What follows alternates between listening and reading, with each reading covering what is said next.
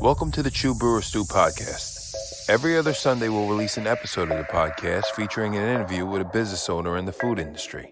From restaurants, to breweries, to bakeries, and everything in between. We ask them about their journey and the process of becoming a successful business owner in hopes of helping others to do the same. I'm Mike Curtin, and the podcast starts now. Welcome to the Chew Brewer Stew podcast. My name is Mike Curtin. If you haven't subscribed yet, please do so you never miss another episode of the podcast. Don't forget to give us a follow on our social media accounts. All links to those and podcast platforms can be found on chewbrewerstew.com. Thank you for joining us for episode number 16 of Chew Brewer Stew. Today I sit down with Dino Funari, co-owner of Vitamin C Brewing Company in Weymouth, Massachusetts. Dino talks to us about the current coronavirus situation and how it affects his business, and the positives and negatives of having 4 co-owners. So here it is, episode number 16. I hope you enjoy it.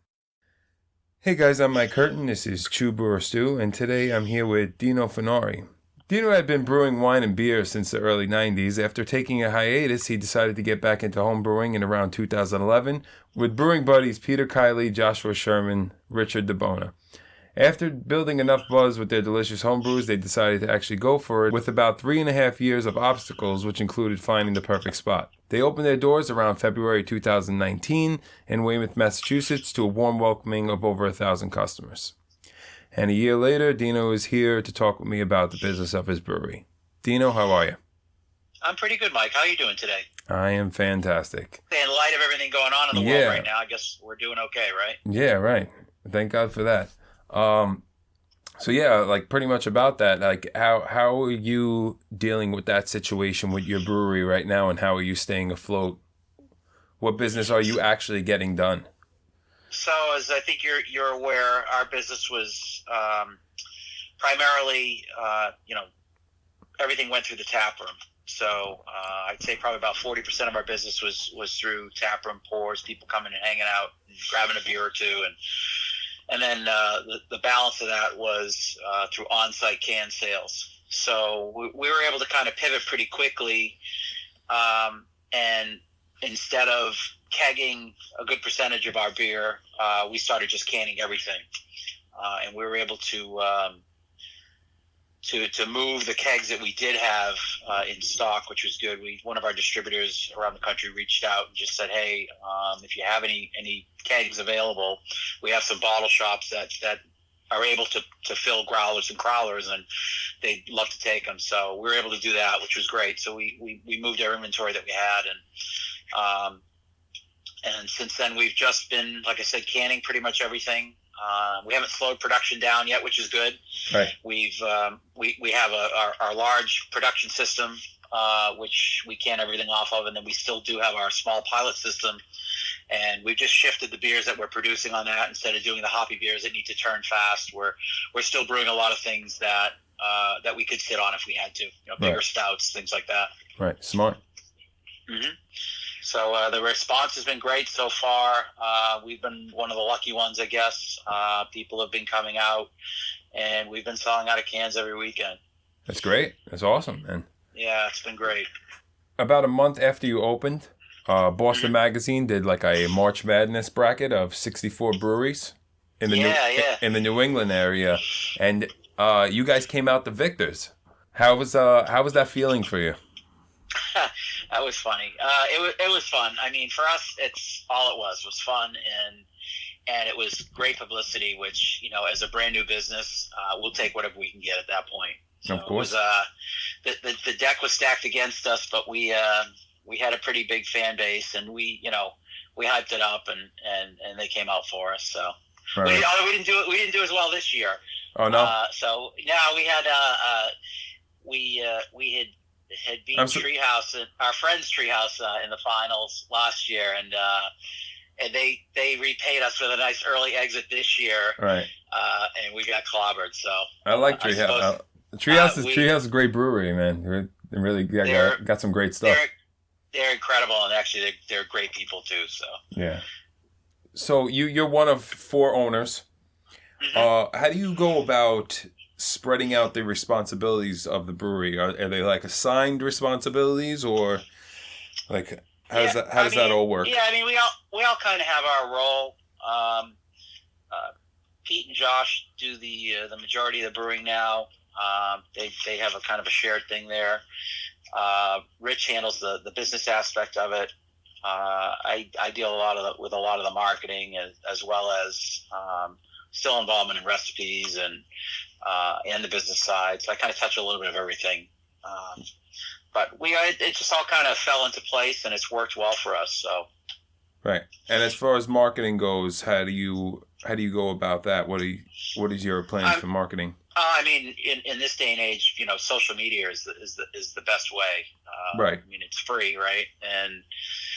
And it's just a matter of time. So it's a lot of time between the different platforms, Facebook and Instagram and right. Things like that. Do you do any paid forms yet, or are you just kind of going with the whole social media thing? Yeah, no, we so far so good. It's in our industry, I think a lot of it's word of mouth and people talking about you online. So right. Both good and bad. So it's we haven't had to we'll get approached by magazines sometimes, local magazines, and it's just, I don't know, we don't really get as much out of those as we do through the power of social media and even festivals. Really, we do a ton of those. Right. We do a lot of collabs as well, which we find is good good marketing. We're learning a lot from our peers, and then also it opens you up to different markets where whoever that local brewery is in whatever market, now the word gets out about you out there too. Right. I think people love collabs too, especially if it's two of their favorite breweries. They're like, oh man, I gotta try that now. Oh yeah, and they're a lot of fun. I mean, it's right. It's not for everyone, and it's not that we want to collab with just anyone. I mean, it's people that we're friends with because we're on that same tour circuit, if you will, of going to festivals together and right. hanging out, and you build bonds and you build friendships, and you say, all right, it gives us another opportunity to hang out for the day and give each other a hard time and have some laughs. Right. So back to you having 4 owners in your mind. What are the positives and negatives of having multiple owners in a business? Well, I mean, obviously, positive. I would say going back to when you want to start a business like that, it helps to have the finances of more than one owner, right? Right. You can kind of spread out the bill, if you will. Right. So that's certainly a positive. And again, I think it's owning a business, running a business, something especially as dynamic as, say, a brewery, there's just so much to do and so much to get done. So being able to spread that out is very helpful, because it's too much for one person. I mean, it would cause burnout. Right. So I would say that's a positive. And I think from a negative, if there is, I would say maybe having different visions, and I think that's important for people that are looking to open breweries with other partners. Right. I talk to people all the time. You just want to make sure that vision is the same, that you both have the same idea of what's going on and what this can be and what you want it to be. Right. You don't want to fight. It's like a marriage, right? You don't want to find out 6 months or a year or 5 years into a marriage that well, wait a minute, we had 2 different ideas of what this was going to be, so yeah, for sure. And that could destroy a business just like it could a relationship. Of course. So how did you go about, you talk about capital and splitting the bill and it's spread out a little more. Yeah. How did you guys go about funding the brewery? So we made a decision early that we would just scrape up whatever we could find, lift all the cushions and look for the coins under there, and then whatever else we couldn't come up with, we would go to a bank with. Right. We didn't want to go to the investor route. Okay. We didn't want people coming in just saying, okay, here's money, and then 6 months down the road saying, well, where's our return, or where's our money, right. And we didn't want the rich guy coming in saying, oh, look at me, I just bought a brewery, bringing his buddies in, when there's no passion or care for it. That wasn't who we were. That to us, we didn't want that to kind of symbolize the product and the message that we had. So we were able to. It was funny because the hardest part at that stage of it was writing a business plan, and right. For us, you talk to a bank, they kind of interview you, and you say, okay, we'll come back to us with a business plan if you didn't already have one, which we didn't at the time. We had a vision, we had an idea of what we wanted to do. Right. So we wrote a business plan, and then the first, went through the whole presentation for the first bank, and they were like, yeah, well, it's not really a good fit. And we kind of had a hint right out of the gate because they weren't really dealing with startups anyway. Okay. But it was a good experience, and it got us off our asses to actually get that business plan done. So it was kind of an awkward call. But at the end of it, they were like, well, it's not a good fit, but we do know somebody that's like a friendly competitor, another bank, that does deal with startups and does deal with breweries. So we'll put you in touch with them. And we did, and we had a much better call with that bank, the second bank. And pretty much after, the 20-minute introduction call, it was like, yeah, this is a good fit. Let's do it. So awesome. And they were great. That was United Community Bank. They're out down in the Carolinas and down in Charlotte area, and they're great. Right. They've been great to us. So we thank them a lot for giving us the opportunity. Yeah, man, it seemed to work out for you. So far, yeah. So far, fingers crossed. Keep it going. You say like the partnership is almost like a marriage. How do you go about balancing family and work, being a business owner? I think my wife would probably give you a different story, but it's tough. It really is, especially with a startup, right? Right. Because you're just putting hours and hours and hours and hours in, and even when you're home, there's always something that I'm working on. Of course. So it's tough. That there really is no balance initially, and you hope that your significant other understands that, right? Because really they're in that they've signed up for what you're doing as well. And I can say in the case of my wife that having her support has been amazing because it's something that I don't have to worry about. I know that she gets it. I know that she understands. And now a year or so in, I'm able to kind of throttle it back a little bit in the sense that I don't need to be there every minute of every day. Right. And we have little ones at home. We've got a newborn. So it's congratulations. Right now, what's that? Congratulations. Thank you very much. Thank you. So there's a huge burden on her right now. And then again, right, with everything going on in the world right now, it's very difficult for us to get any family support, which we have relied on a lot. Right. With the first two kids. So she's great. I know I probably push it with her sometimes, but we hope that'll all be worth it. Right. Yeah. So what do you think's one of the hardest adjustments you had to make with becoming an owner? Oh boy. Well, I think the biggest thing is we all still have full-time jobs too. So really to add another task into the mix, and now you've got a job, and we all have families too. So you've got a full-time job, you've got a full-time family, right, and now here you are opening a business. I mean, there's no time for fun. There's no time for the hobbies and things that we all have and would love to spend time doing. I mean, you just can't do it. Right.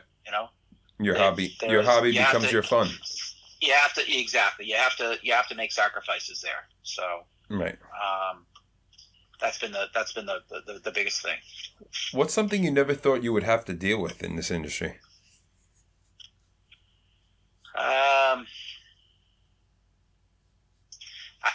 It's funny. What's interesting to me sometimes is how mean people can be, how nasty they can be. Right. It's an amazing industry, and everyone helps each other out so much. Different breweries, and I don't understand why there's certain people out there that feel like, well, I like this brewery, so I can't like that brewery. I mean, to me, that just makes zero sense at all. I mean, I'm old. I remember before, the first big craft beer boom in the early 90s, and well, I wouldn't call it the first, but right. the big craft beer boom in the early 90s, and it was like, you didn't have the choices that you have now. I mean, the fact that we absolutely not. So many amazing breweries, I mean, for us in like a 90-mile radius, I mean, we've got some of the best in the world, and it's like, embrace that, enjoy them all, support them all. So what do you think, what qualities do you possess that make you a great business owner? I don't think I'm a great business owner. So, how about a good business owner? I'm learning on the fly. Believe me. I mean, right. Managing people is very, very tough because there's a fine line where you're friends with people, and we've been very selective on the people that we brought in. Right. But sometimes you have to have those hard discussions with people, and it's not easy. I think I have a good knack for branding and marketing. I think my work ethic is such that I don't shut down, and that can be a bad thing because again there is no balance. Right. I'm in bed at 2:00 in the morning, and a thought will come to my head while I'm asleep, and I'll wake up, and next thing you know, I'm writing a note down, and whether it's right. a hop combination that I want to do, or a new label, or that could be a great. I mean, I feel like that's a great thing in my mind anyway, because I'm the same way. So. Yeah, it's again, I think that, I mean, I let's see where I'm at in 5 years, like, right. Will I have burnt out by then? I don't know, so right. we'll see where it goes. So you talk about, learning as you go. What do you think is the biggest lesson you've learned so far? We're very, very harsh critics of our own product. Right. I've always felt, and I think the team feels, that we always want to make our product better. We don't want to just rest on what we have, and it's great that people come out and love the product, and they keep coming back, and I guess that's a telltale sign when you start seeing those same people every week. Yeah, right. You must be doing something right, but we always want to make it better. We always want to improve. We don't want to get stagnant. But I guess there's a point where maybe you need to just kind of step back a little bit and say, all right, you know what, you're doing a good job, like it's good, right. But we always want it to be great and greater. So I would say that we probably, we're a little harsh on ourselves. That's not a bad thing. I mean, like I said, I'm that way as well. I'm my own worst critic, so mm-hmm. I feel like sometimes it's a good thing. It could be a bad thing. Right. It could delay a lot, As far as I know you say your mind's always going, and how important is a mental break for you, and have you been able to take that in the past year since you opened? I'm going to say a mental break is probably very, very important, and I have not been able to take one, but I'm the type of person, and my wife will tell you this, that we were on our honeymoon in 2014, and we were in Italy for 2 weeks, and I worked every single day with the exception of like 1 or 2 days where I couldn't get Wi-Fi. So right. It's unfortunately, I guess, in my human nature, and again, hopefully it doesn't lead to an early burnout, but I suggest if you have the ability to take a mental break, by all means do it. Right. I see some of my peers that have been at this now for 4, 5, 6 years, and they're starting to branch out and enjoy themselves a little bit, which is good. So hopefully that's in the cards for us as well. So right. So what do you think brings people to your brewery? Like that first day, I know you had over, I think it was like 1,100 people show up. Yeah. What do you think draws people to your brewery? I think it's a few things, but I think a sense of community. I think there's that people were they were like rooting for us for so long, and for them to finally have that opportunity to see their support like pay off and right. actually have a place to go and to try these beers that they had seen photos of, and maybe they had been able to try a sample here and there. It's a we made a warm, inviting place where a lot of people can come and hang out, and we see so many people that have met there, and now they've become friends, and it's right. And it's carried on. It's an important thing, and I think that, again, at the end of the day, I think the product has to be good. And I think that customer experience is you want people to leave there and say, when they're talking to their friends, like, oh, I went to a brewery and you got to come check it out. Let me bring you there. And we see that happen a lot too. So you want them to leave there and want to come back. I mean, you can get anybody to go there once, but right. to get them to keep coming back and telling, to market your brewery more than you do. I mean, that's yeah, for sure. What's better than that, right? What's better than that? So far in the past year, have you had to discard any beers that you've made, or any situations? No, I mean, we've been lucky on our big production system. Right. We've been pretty lucky. In the past we've had some small batches where it's like wasn't what we wanted it to be. It didn't turn out the way we wanted it to be, or something may have happened and we got an off flavor and we're like, well, we can't put it out, yeah, right. It's not a fun day when we do it, but we hope we learn from it and are able to identify what happened, so that way we don't do it again, or that way we're able to prevent it in the future. And what do you think has been one of the biggest changes for you over the last year? Maybe a sense of maturity as a business owner. Okay. Just, realizing how serious it is, and not that I ever took it for granted, but, we with everything going on right now, we've been fortunate to be able to keep everyone working. And I know there's so many of our friends in other aspects of the hospitality industry that have not been able to do that. Right. And, we see them struggling now. And, I look at this business as a lot of people. It's those people that all show up and have really made it their own, and right. We want to make sure that we're always doing the right thing for them, and that we're always able to care for them. Right. That's pretty awesome that you're able to keep everybody employed at the moment. That's pretty impressive. It's unreal, and that just goes to show you the both the local and the beer community, how supportive they are. I mean, they really, right. They're out there ringing the bell for us, so it's great. Yeah, it's a beautiful thing. How do you define success? I know there's been a couple of big moments for you, but is there a defining moment for you that kind of stands out? I guess being a dad. That's probably the most important thing to me. It's the best job I ever had. And awesome. I didn't know I never knew it was going to be in the cards for me. I mean, right. I had my first child in my mid-40s, and you meet that baby for the first time. It's like you swallowed a bowling ball. Right. There's no way else to describe it.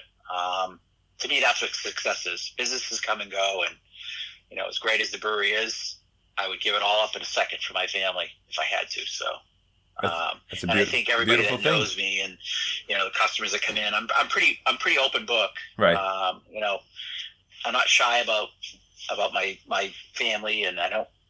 I put it out there. Right. For good or for bad, but I think people understand that, because we have a lot of people that will come in and just will ask me about the kids, or I saw this photo, or I saw that photo, and I'm proud of my family. It's really there's nothing else like it, and there's nothing else that's more important than that. That's great. It's a beautiful answer, man. I love it.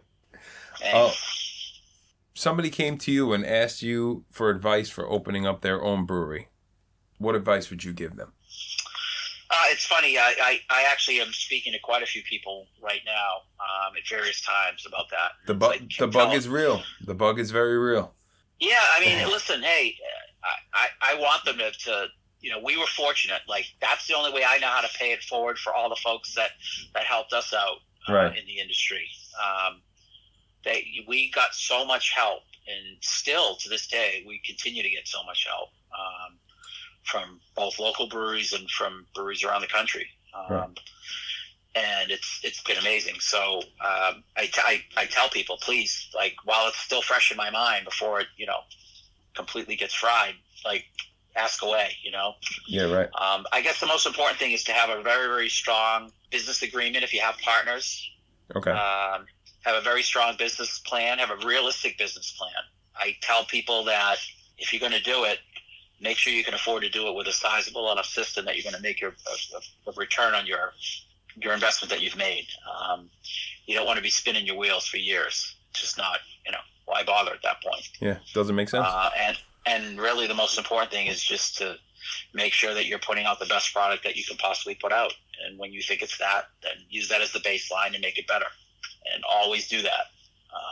Because again, at the end of the day, you're the shiny new penny for only so long, and you need to consistently, reinvent yourself and consistently make better product to keep people in those doors. Of course. So did you happen to have a funny story for us? No, it's funny. I was thinking about that, but probably the craziest thing that I think that we've had happen is we had someone that was giving us a hard time online, and we see that stuff. I mean, people send it to us all the time, and like, right. Oh, did you hear what this one said and that one said? And it is what it is, right? It comes with we'll take it. Good publicity and bad publicity is still publicity. Of course, yeah. But we had someone that was just drilling away on us in some forum or something, and we took note of it. Just we laugh about it internally, and then like that next day we were open, and this guy's standing in line, and he's like wearing a disguise, like like one of the almost like one of those the glasses with like the fake mustache and nose on it, and it's like really, like I don't know if you hate us that much, but here you are the next day standing in line for an hour and a half to get our beer, and it's like, come on. And we called him out on it, and it was funny, but it's like, come on, man, like it's just beer, like seriously, like it doesn't have to be that serious. Right. I don't know if you're a baseball fan at all, are you? Well, it's kind of tough up here to be lately, but yeah, I mean, I grew up as a baseball fan, sure. I mean, you guys had a very good run in the. Sure, we did. Yeah. It only took 80 years, but yeah, right, exactly. Yeah. But Bobby Valentine from the Mets did the same thing. He got thrown out of the game, and he came back into the dugout wearing a mustache and glasses. Oh yeah, that's exactly what it was. It was like a Bobby Valentine moment. Oh, that's hilarious. It's just the people are funny, man, but it's great. Yeah. I mean, there's so many different characters that you see. So right. And we wouldn't change anything, Right. So we know we're not for everybody. We know we're not the brewery for everybody, and we know not everybody's gonna love our product. And but a lot of people do love it. A lot of people do. Hopefully, that continues, man. Continued success. That's what we hope so. So I have 5 questions for you. It's a little segment called Quick Fire 5. Okay. Just 5 quick questions, 1 to 2 word answer. You ready? Sure. Okay. All right. One of the vitamin C beers that you would recommend someone try? Just Another T-shirt shop. All right. Favorite brewery other than yours? Oh, that's a tough one. You're going to get me in trouble. Let's see. Favorite brewery? Allagash. Allagash. Okay. Favorite style of beer? Favorite style of beer? IPA. IPA. Okay. Barrel aged, imperial, or both? I'd say both. Both? My man. Yeah. My man. All right. And the last beer that you drank that blew you away, that you had to recommend to somebody? I'll tell you what, it's going to sound crazy, but we were at a festival down in D.C., Snallygaster, that the NRG Restaurant Group puts on, which is amazing. If you've never been, I suggest experiencing it at some point in your life. Yeah. And I went, at these festivals, like we get a little bit of time to walk around, so I stopped by Great Notion's booth, and they had a session beer that was like 5%, but it was like so full bodied. It was like I was blown away by it. I know it's going to sound crazy because it was a session beer, right? It's not not the boilerplate answer you're going to get. But right. I was just like amazed that this beer could have that much body to it. So I keep peppering them now, trying to get hints on how they did it, but they've been helpful so far. Right. Awesome. Yeah, man. I mean, I don't think it has to be a super high alcohol beer or No. No. That's perfect. All right. Well, Dino, thank you very much. Thanks, Mike. I really appreciate you having us on. Yeah, appreciate you taking the time out of your day. No problem at all. Now I get to go back home and get shot at by Nerf guns. And, you know. That sounds like fun. I'm not going to lie. I can't wait. Can't wait. Hey guys, so that was the podcast. Thank you so much for listening. I hope you're able to take something away from that interview as you will with every interview. Special thanks again goes out to Dino Funari of Vitamin C Brewing Company in Weymouth, Massachusetts. If you're practicing social distancing right now and you're in the Weymouth, Massachusetts area, head over to Vitamin C Brewing Company and pick up some of their delicious beers. I'm sure you'll be happy you did. Every other Sunday I'll be posting a new episode, so stay tuned and like I said, subscribe, and you'll never miss another episode. Don't forget to follow us on our social media accounts. Also, if there's something you're curious about knowing from the owners, then I want to ask it. You can email me directly at truebrewerstew.com. Once again, I'm Mike Curtin for True Brewer Stew. Thank you so much for listening. Have a great day.